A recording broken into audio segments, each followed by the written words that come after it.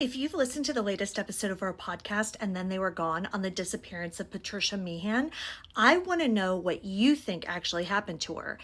Did she hitchhike her way out of Circle, Montana after the car accident, or did she succumb to the elements nearby? Patty Meehan has been missing for 35 years, and this all started one night in Circle, Montana, nearly 400 miles from her home in Bozeman.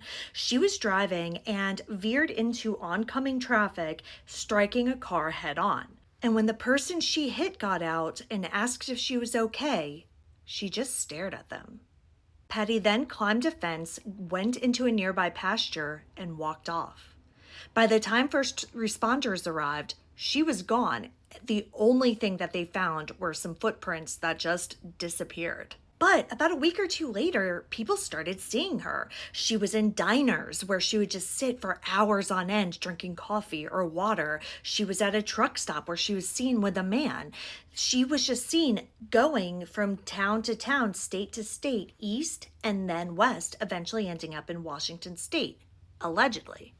You see, eventually there was a woman who was arrested who everybody thought was Patty.